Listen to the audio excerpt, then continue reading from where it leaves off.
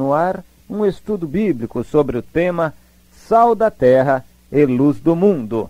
Aula número 11. O sal abençoa a terra. Nós queremos considerar o aspecto fundamental de que o povo de Deus é a chave, o segredo para a bênção de uma determinada nação, de uma determinada terra. A terra em si e a sua produção e as consequências dessa produção, ou seja, praticamente toda a economia.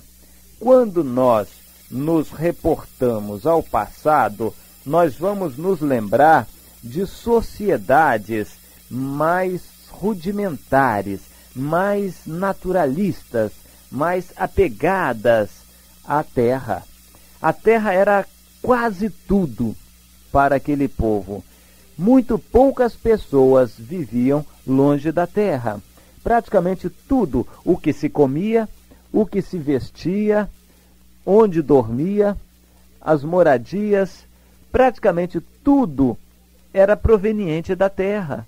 Quem não tinha terra estava distante das condições, das fontes de riqueza. Hoje em dia as coisas são um pouco mais complexas, mais complicadas.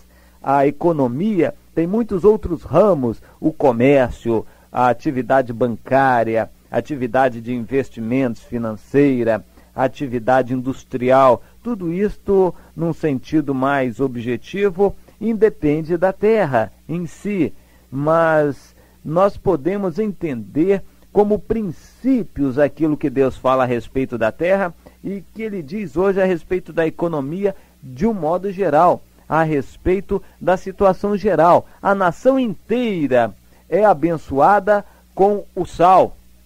O sal em pequena quantidade tem o poder de influenciar uma grande panelada de comida. O povo de Deus, em pequena quantidade, em pequeno número, porém pelo seu poder, pela sua ação salgadora, dosadora, pela sua ação penetrante, viva, tem o poder de fazer uma terra ser abençoada, toda a sua economia, o seu povo, o seu relacionamento, tudo em uma nação pode ser abençoado por Deus, dependendo do povo de Deus naquela nação.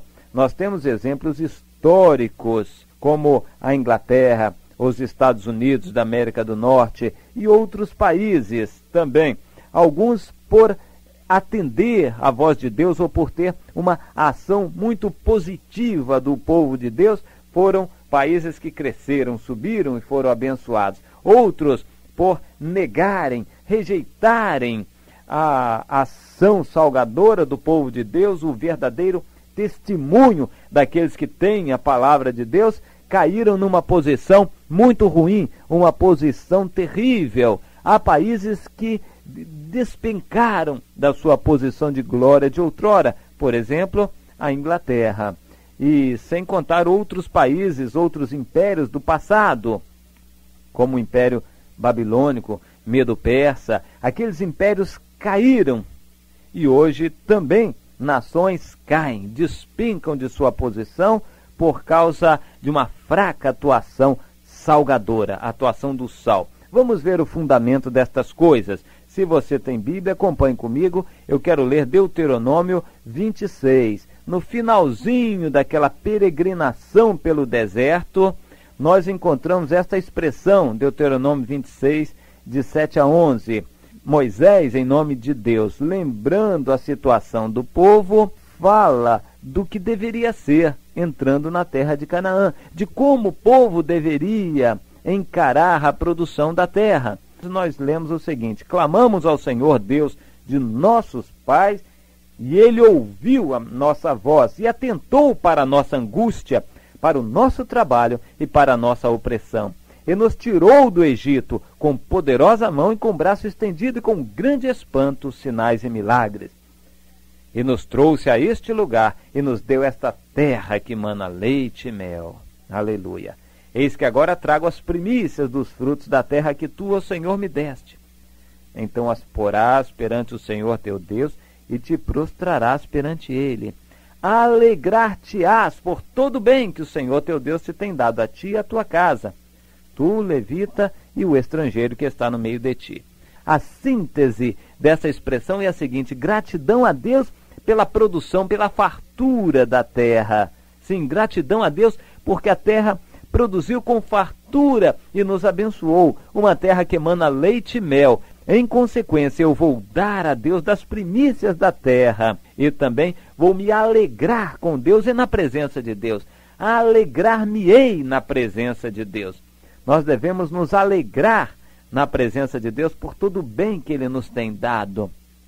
Deus não é Deus de tristeza, de angústia. Ele é Deus de felicidade. Ele é Deus da alegria. Ele quer que nos alegremos com os dízimos. Ele quer que nos alegremos com as ofertas dadas. Ele quer que nos alegremos em dar, nos alegremos em gastar, em fazer festas de alegria para louvor do seu nome. Ele quer isso de nós. Mais adiante nós encontramos, ainda no mesmo capítulo 26 de Deuteronômio, de 12 a 15, falando sobre o dízimo, ou os dízimos. Quando acabares de separar os dízimos, todos os dízimos, então os darás ao levita, ao estrangeiro, ao órfão e à viúva, para que comam nas tuas cidades e se fartem. Dízimo não é para juntar, é para gastar em proveito de quem tem necessidade, a começar do levita, sacerdote, estrangeiro, órfão e viúva. Esta é a ordem, a sequência da utilização dos dízimos. Não é para juntar e construir templos, não. É para atender necessidades pessoais. Deus mandou seu Filho morrer por pessoas e não por templos. Preste atenção nisso, meu irmão. Então, diz mais: dirás perante o Senhor teu Deus, tirei o que é consagrado, etc, etc, e estou entregando aqui ao Senhor com toda a obediência que a lei exige de mim. Arremata dizendo: ó Deus, olha desde a tua santa habitação, desde o céu, e abençoa o teu povo, a Israel, e abençoa a terra que nos deste, como juraste a nossos pais, terra que mana leite e mel. Abençoa a terra. Em dando as primícias, em dando dos dízimos, nós obedecemos a Deus e pedimos: Deus abençoa a terra, e Deus responde e abençoa a terra. Esta é a ordem, esta é a sequência. Quem é que faz a terra ser abençoada? É o povo de Deus. Não é o povo mundano, aquele que desconhece a Deus, é o povo de Deus. O Brasil é abençoado pela bênção do povo de Deus. E em contrapartida também o Brasil é amaldiçoado pela maldição ou pela negligência do povo de Deus brasileiro. Você consegue entender isso? É muito claro. Vamos ler 2 Crônicas 7,14. Por ocasião da consagração do templo, aquele magnífico templo erigido por Salomão em honra de Deus, nós encontramos em 2 Crônicas 7,14 o Senhor respondendo a todo o seu povo e de modo especial ao seu servo Salomão, que havia acabado de fazer uma oração. Deus responde aceitando aquela oração e, entre outras coisas, diz: se o meu povo, que se chama pelo meu nome, se humilhar, orar e me buscar e se converter dos seus maus caminhos, então eu ouvirei dos céus, perdoarei os seus pecados e sararei a sua terra. Então Deus diz: eu ouvirei e sararei a sua terra, e abençoarei a sua produção agrícola, abençoarei a sua pecuária, abençoarei toda a sua economia, abençoarei o mantimento, a alimentação, a fartura, abençoarei com saúde, eu sararei a sua terra. Será uma terra que não terá enfermidades mortais, não terá câncer, AIDS, e não terá tuberculose e lepra. Será uma terra abençoada, será uma terra com saúde, saudável, será uma terra farta, será uma terra abençoada por Deus. Qual é o segredo? O povo de Deus orar, buscar o Senhor e se arrepender de seus pecados. Esta é a chave. Este é o segredo. O povo de Deus é o segredo para a felicidade da terra. Vamos ler Eclesiastes no capítulo 10, versículos 16 e 17. E você vai verificar mais uma coisa interessante a respeito de Deus abençoar a terra. Ai de ti, ó terra, cujo rei é criança e cujos príncipes se banqueteiam já de manhã. Ditosa tu, ó terra, cujo rei é filho de nobres e cujos príncipes se sentam à mesa a seu tempo para refazerem as forças e não para beberem. Se assentam à mesa para comer, refazendo as forças e não para beberem. Isto é importante. Ai de ti, ó terra, cujos príncipes vão mal, longe de Deus. E abençoada, ditosa és tu, feliz és tu, ó terra, cujos príncipes são sérios e buscam a Deus.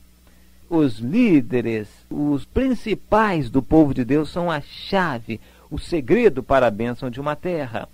Em Deuteronômio 28, nós encontramos Deus encostando o seu povo na parede e com uma palavra dura pede que ele se defina, ou para lá ou para cá, ou para a direita ou para a esquerda, obedecer ou desobedecer.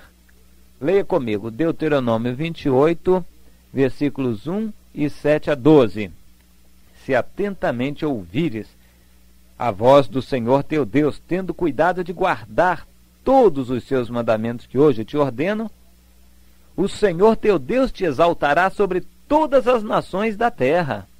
E versículos 7 a 12. Então diz, se obedecer, o Senhor fará que sejam derrotados na tua presença os inimigos que se levantarem contra ti. Por um caminho sairão contra ti, mas por 7 caminhos fugirão. O Senhor determinará que a bênção esteja nos teus celeiros e em tudo que puseres a tua mão, e te abençoará na terra que te dá o Senhor teu Deus. O Senhor te constituirá para si em povo santo, como te tem jurado, quando guardares os mandamentos do Senhor teu Deus e andares nos seus caminhos. E todos os povos da terra verão que és chamado pelo nome do Senhor. O Senhor te dará abundâncias de bens no fruto do teu ventre e no fruto do teu solo, a terra que te dá o Senhor. A fartura, a bênção, o celeiro cheio, a paz, a tranquilidade na terra é resultado de uma atitude de obediência do povo de Deus. Aqui é que nós queremos enfatizar. O povo de Deus, não dependendo do seu número, pouco ou muito não importa, qualquer que seja o seu número, mas o povo de Deus obedecendo a Deus, sendo fiel ao Senhor, isto é a causa maior da bênção e da fartura de Deus sobre uma determinada terra. E o contrário também é verdade. Nós queremos enfatizar este aspecto. O sal é que determina a qualidade da comida. Se o sal for insípido, sem sabor, para nada presta. Mas o sal tem que ser atuante, independente da sua quantidade. O sal tem que ser firme, forte. O sabor inconfundível, o sabor de tempero verdadeiro. O sal abençoa a terra. Nós, povo de Deus, devemos ser sal. O sal só serve se tiver sabor. Então, a terra, com a sua felicidade e a sua fartura, depende da presença do povo de Deus, da ação salgadora do povo de Deus aqui na terra. Creia nisto e faça a sua parte. Amém.